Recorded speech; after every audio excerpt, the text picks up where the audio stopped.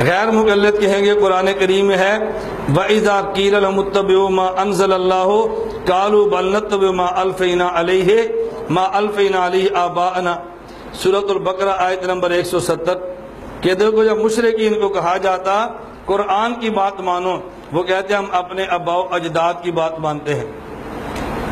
آپ نے کہنا ہے آدھا قرآن پڑھیں تو آدھا عقیدہ ہوتا ہے اور پورا قرآن پڑھیں تو پھر عقیدہ بھی برا ہوتا ہے۔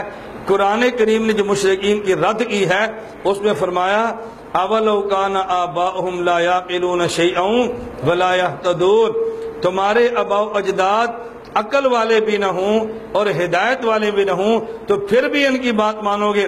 پتہ یہ چلا اگر باپ بیوقوف ہو اور باپ گمراہ ہو تو پھر باپ کی بات نہیں مانتے، اور اگر باپ عقل مند بھی ہو اور باپ ہدایت یافتہ بھی ہو تو پھر باپ کی بات مان لیتے ہیں۔ ہمارے امام اعظم ابو حنیفہ عقل والے بھی ہیں، ہدایت والے بھی ہیں، اس لیے مشرکین والی آیتیں ہمارے اماموں پر فٹ نہ کرو۔ دوسرا جواب سمجھ لیں، وہ علمی جواب ہے اس لیے میں اس کو بعد میں رکھ رہا ہوں۔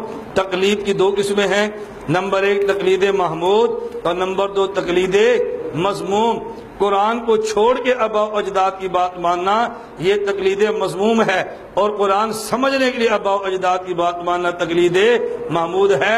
ہم آباء و اجداد کی بات قرآن کے مقابلے میں نہیں مانتے، قرآن سمجھنے کے لیے مانتے ہیں، اور قرآن کے مقابلے میں بات ماننا اور ہے اور قرآن سمجھنے کے لیے بات ماننا اور ہے۔ میں نے آپ کو بتایا تھا غیر مقلد سے میری ایک باہر بات ہوئی تو مجھے اس غیر مقلد نے کہا اچھا جی بتائیں اللہ پاک کہاں پر ہے؟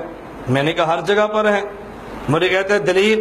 میں نے کہا قرآن کریم میں ہے وَلِلَّهِ الْمَشْرِقُ وَالْمَغْرِبُ فَأَيْنَمَا تُوَلُّوا فَثَمَّ وَجْهُ اللَّهِ، مشرق بھی اللہ کا مغرب بھی اللہ کا، تم جدھر رخ کرو گے ادھر اللہ کی ذات موجود ہے۔ مجھے کہتا ہے فَثَمَّ وَجْهُ اللَّهِ سے مراد اللہ کی ذات نہیں بلکہ اللہ کا علم، اللہ کی قدرت ہے۔ اس کے ٹیبل پہ ترجمہ مولانا محمد جوناگڑی غیر مقلد کا تھا، میں نے وہ ترجمہ اٹھایا، میں نے کہا یہ دیکھو مولانا محمد جوناگڑی صاحب نے ترجمہ کیا ہے مشرق بھی اللہ کا مغرب بھی اللہ کا، تم جدھر منہ کرو گے ادھر منہ اللہ کا، تم جدھر منہ کرو گے ادھر منہ اللہ کا۔ میں نے کہا منہ ذات کا ہوتا ہے یا منہ علم کا ہوتا ہے؟ منہ ذات کا ہوتا ہے یا منہ قدرت کا ہوتا ہے؟ مجھے کہتا ہے یہ منہ تو ذات کا ہوتا ہے۔ میں نے کہا ثابت ہوا کہ جدھر تم رخ کرو گے ادھر اللہ کی ذات موجود ہے۔ مجھے فوراً کہنے لگا اچھا میں اس کا جواب آپ کو اپنے شیخ صاحب سے پوچھ کر دوں گا۔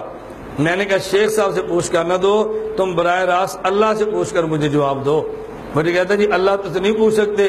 میں نے کہا ہم نبی دنیا میں نہیں، ہم نبی سے نہیں پوچھ سکتے۔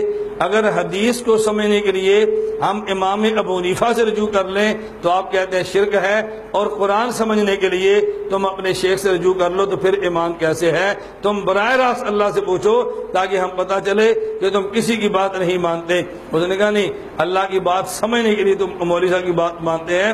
میں نے کسی کے نام تقلید محمود ہے، کسی کے نام تقلید محمود ہے۔ قرآن کے مقابلے میں امام کی بات ماننا، حدیث کے مقابلے میں امام کی بات ماننا، یہ تقلید وہ ہے جو مذموم ہے، اور قرآن کو سمجھنے کے لیے امام کی بات ماننا اور حدیث کو سمجھنے کے لیے امام کی بات ماننا یہ تقلید مذموم نہیں بلکہ تقلید محمود ہے۔ ہم تقلید مذموم نہیں کرتے بلکہ تقلید محمود کرتے ہیں۔